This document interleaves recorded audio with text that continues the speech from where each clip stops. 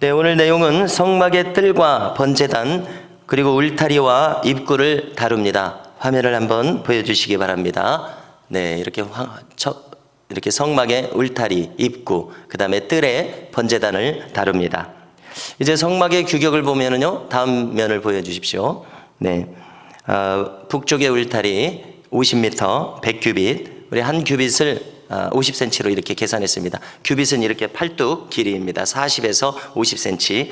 계산하기 쉽게 50cm로 하니까 한쪽 긴 쪽이 50m 이렇게 나옵니다. 그 다음에 동서쪽 울타리 다 50규빗, 25m 이렇게 규격이 나오고요. 동쪽의 입구만 따졌을 때 30규빗, 약 15m입니다. 입구에 들어서면 성막뜰이 있습니다. 반절 정도 차지하는 성막뜰이 있고요. 여기에 번제단과 물두멍이 보이십니다. 번제단의 규격을 말씀해 주는데요. 다음 화면을 보여주십시오. 다음 화면 보겠습니다. 그 다음 화면. 네, 번제단 규격은 가로 세로가 다 5규빗씩입니다. 2.5m, 높이는 3규빗, 약 1.5m입니다. 번제단은 조각목, 즉 아카시아 나무로 제작해서 노스로 전부 감싸도록 했습니다. 20절 이하를 보시면은요, 이제 마지막 부분 오늘 읽은 성경에 거기서는 이제 성소에 등잔대에 등불을 켤 것을 지시합니다. 감람유 즉 올리브유를 사용하며 제자들은 밤새 등불이 꺼지지 않도록 성소에 머무르며 살펴야 했고, 이는 대대에 지킬 규례였습니다. 그래서 교회에서는 성령의 기름과 성령의 불이 꺼지지 않게 하는 것이 교역자와 온 성도들의 큰 사명인 것을 깨닫게 됩니다. 자, 첫 번째로 다시 한번 화면을 잠시 보여주십시오. 아까 그 화면, 그 다음 화면이죠. 번제단을 이렇게 조립해서 사용했습니다. 잠시 번제단의 의미를 살피겠습니다. 자, 번제단은 오늘날 우리가 강대상 뒤에 있는 십자가에서 그 의미가 그대로 구현되었습니다. 희생제물은 저 번제단에서 반복해서 계속 이제 솔로몬 성전에 이어지면 또 거기 더 규모가 크게 만든 제단에서 반복적으로 이루어졌습니다. 희생제물은요. 그러나 예수님께서는 어떻게 하셨습니까? 단 한 번에 영원히 자신의 몸으로 희생제물을 드리셨습니다.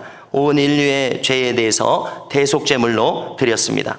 자, 이것을 히브리서 10장 10절을 읽어드리면은 이 뜻을 따라, 앞에 문맥을 지금 우리가 못 봤습니다만은 이 뜻은 예수님께서 이 땅에 보내신 소명이 십자가에서 달리신다는 얘기입니다. 이 뜻을 따라 예수 그리스도의 몸을 단번에 들이심으로 말미암아 우리가 거룩함을 얻었노라, 이렇게 말씀하고요. 히브리서 이 10장 이어지는 12절을 보면 오직 그리스도는 죄를 위하여 한 영원한 제사를 드리시고 하나님 우편에 앉으셨다, 이렇게 말씀하고 있습니다. 단 한 번에 유효하고 영원한 제사를 드리심을 우리가 확인할 수 있습니다. 자, 관련해서 우리가 계시록 22장 14절을 자주 읽어드리고 있습니다. 또 읽어드리면은요, 자기 두루마기를 빠는 자들은 복이 있으니 이는 그들이 생명나무에 나아가며 문들을 통하여 성에 들어갈 권세를 받으려 함이로다. 아멘. 자기 두루마기를 빠는 자들은 어떻게 합니까? 무슨 의미입니까? 영적인 흰 세마포를 깨끗하게 유지함을 의지합니다.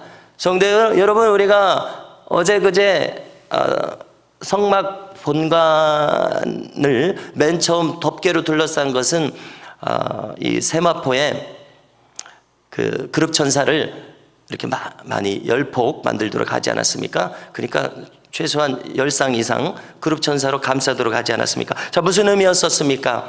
그룹천사는 영적인 의미를 가리키는 것입니다. 영적인 세계와 보이는 세계가 있습니다. 그러므로 우리 이제 눈을 떴다고 가정을 하고 우리 자신을 볼 때 어떻게 해야 됩니까? 벌거벗어 있거나 우리의 세마포에 옷이 더러워져 있어서는 안 된다는 이야기입니다. 성 안에 들어갈 수 없다는 얘기입니다. 저 천성 새 예루살렘 성에 우리가 영의 눈이 떠서 내가 들어가고자 한다면 나의 옷을 살펴야 되는데, 바로 그것이 번제단에서 희생제물을 드려서 속죄를 드리는 것과 같고 예수님께서 십자가에 달리셔서 우리의 죄를 속하는 것과 같습니다. 그러므로 우리는 영적으로 매일매일 자기 두루마리를 빨아야 될 줄로 믿습니다. 이것이 성도가 해야 할 일입니다. 조금 전에서도 성막 뜰에 들어가니까 눈에 보이는 건 번제단밖에 없습니다. 우리가 교회에 들어오면 뭐가 보여야 됩니까? 십자가가 보여야 됩니다. 교회에 들어오면 우리가 해야 할 일이 무엇입니까? 십자가 앞에 무릎을 꿇고 우리의 죄를 속하는 일, 이것입니다. 말씀을 들을 때 하는 일이 그 일입니다. 기도할 때 하는 일이 바로 그 일인 줄로 믿습니다. 자, 우리가 이처럼 깨끗한 세마포 옷을 입은 자가 되어야 되겠고, 달리 말하자면 깨끗한 그릇으로 닦여진 자가 되어야 합니다. 참으로 신자가 신경 써야 될 일이 있으니 자신을 깨끗한 그릇으로 유지하는 일임을 깨닫게 됩니다. 그래서 바울을 따라서 디모데후서 2장 20절 이하를 상기시켜 드리겠습니다. 네, 읽어드리면은요, 큰 집에는 금그릇과 은그릇뿐 아니라 나무그릇과 질그릇도 있어 귀하게 쓰는 것도 있고 천하게 쓰는 것도 있나니, 그러므로 누구든지 이런 것에서 자기를 깨끗하게 하면 귀히 쓰는 그릇이 되어 거룩하고 주인의 쓰심에 합당하며 모든 선한 일에 준비함이 되리라. 할렐루야. 자, 관련해서 고린도후서 4장 7절도 읽어드리겠습니다. 우리가 이 보배를 질그릇에 가졌으니 이는 심히 큰 능력은 하나님께 있고 우리에게 있지 아니함을 알게 하려 함이라. 아멘. 여러분, 온 성도에 대한 이야기이기도 하지만 사도 바울 자기에 대한 이야기 아닙니까? 이 보배는 예수님을 말합니다. 이 보배를, 예수님을 이 질그릇 자기 자신 안에 담았다는 이야기입니다. 우리 모든 성도들이 해야 할 일이 바로 이 일입니다. 어떻게 해야 예수님께서 이 질그릇에 담기시게 됩니까? 그것은 바로 우리는 성결케 함으로써 이런 큰일이 일어남을 우리는 기억해야 하겠습니다. 그래서 우리 모두의 이 담길 질그릇 안에 예수 그리스도께서 충만히 거하실 수 있기를 주님의 이름으로 축복합니다. 두 번째로 살필 것은 이 성막이 아까 그림처럼 울타리를 쳐서 구별되어 있다는 것을 살펴야 되겠습니다. 가로 세로 길이는 각각 50m, 25m였습니다. 그리고 그 높이는 우리 어제 그제 본문에도 나왔습니다만은 5규빗, 2.5m입니다. 사람의 키보다 큰 것을 알 수 있습니다. 다시 말해서 밖에서는 이 성막 안을 뭐가 있는지 결코 볼 수가 없다는 이야기입니다. 이것은 성도의 구별된 삶을 상징하고 있습니다. 세상과 구별되지 아니한 자는 하나님의 백성이 아니라는 이 엄중한 영적 진리를 우리는 기억해야 됩니다. 하나님의 백성, 성도는 반드시 이 세상과 구별된 삶을 추구해야 마땅합니다.